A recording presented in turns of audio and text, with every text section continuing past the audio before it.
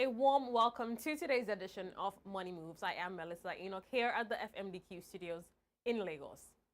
And I'm Grace Legbarago. It's Thursday, the 30th of October. We thank you for joining us at this time on the show. All right, then let's begin with your news now. Egypt's finance minister, Ahmed Kushuk, has issued 2 new decrees to streamline value-added tax procedures and strengthen trust with taxpayers.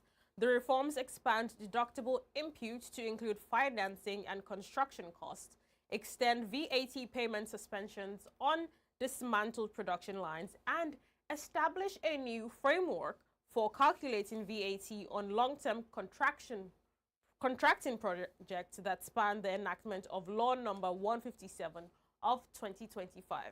The measures aim to boost tax certainty, ease compliance, and foster a more transparent, investment-friendly business environment. In Canada, the International Energy Agency and the Government of Canada yesterday co-hosted the 2025 Energy Innovation Forum in Toronto ahead of the G7 Energy and Environment Ministers meeting.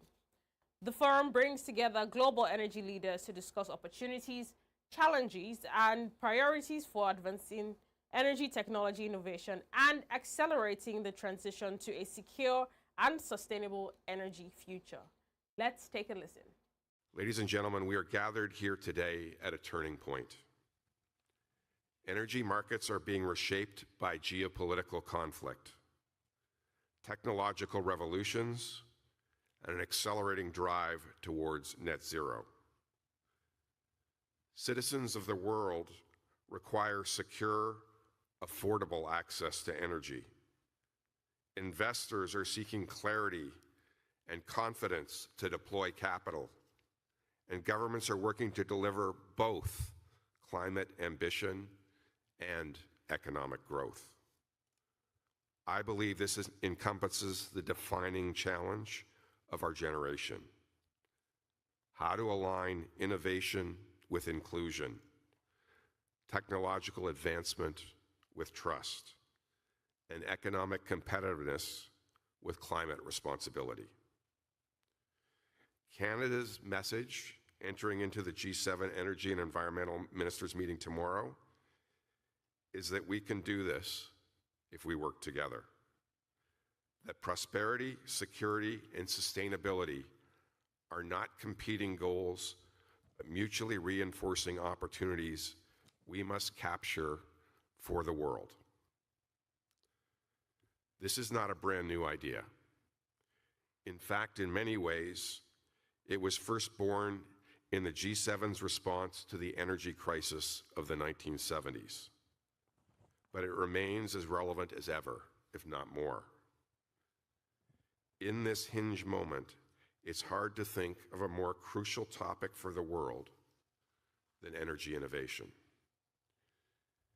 In moments of rapid change, energy innovation can be the backbone of prosperity, security, and climate credibility. In earnings news, Seplat Energy recorded a sharp jump in Q3 2025 profit and revenue, with attributable profit surging to 105.35 billion naira from 2.30 billion naira a year earlier. Revenue climbed to 1.19 trillion naira from 495.85 billion naira, driven by strong production and pricing. Earnings per share rose to 178.25 naira from 3.91 naira. The board declared a Q3 dividend of $0.075 per share, payable on November 28 to shareholders on record as of November 13. In East Africa, Stanbic Bank Kenya and Stanbic Bank Uganda have arranged a 5.8 billion shillings long-term funding package to support the expansion of PepsiCo Bottlers, Crown Beverages Uganda, and SBC Kenya. The deal, 3.9 billion shillings for CBL and 1.9 billion shillings for SBC Kenya, will drive industrial growth, regional trade, and job creation in East Africa's beverage sector. In Kenya, Equity Group Holdings has announced a 32% year-on-year rise in profit after tax to 54.1 billion Kenyan shillings for the third quarter of 2025, up from 40.9 billion Kenyan shillings in the same period last year. The growth was driven by strong income performance and continued balance sheet expansion as the group released its Q3 2025 financial results at an investor briefing. Let's listen to Group Chief Dr. James Mwangi.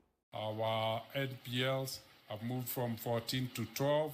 Our coverage from 68 to 71, and everything looks, the direction is the right direction. So, and that is what, so we have nothing needed to worry about. How do we grow? Because the engine is efficient. There is nothing troubling, as you can see, in every respect, directions gone. When you look at profit before tax and return trade, because this is very important. Efficiencies, what do they mean? Look at profit before tax. Pictorial or looking at revenue, and as we said, it's efficiencies. Now it will be balance sheet, unlocking balance sheet. And that's what we hope we'll do next year. The financial ratios, as we have seen, capital is in the right place. All ratios have the right trade at the group level. If you look at liquidity, we're at 61%. Capital to risk weighted, we are at 18%. Core capital, we are almost at 17%. So the ratios are good. Deposit to loan to deposit ratio, we are at 64. We can go all the way to 85%, unlocking or transferring 20% of the balance sheet from cash to loans. And that would be a different game ball, and we'll be playing at a different league. Return on equity at the group, return on asset at 4.1, return on equity at 26%. In Nigeria, the NEPAD Business Group has hosted a high-level business forum in Lagos today, bringing together stakeholders to discuss how Africa's private sector can drive economic growth and maximize opportunities under the AFCFTA. Let's take a listen.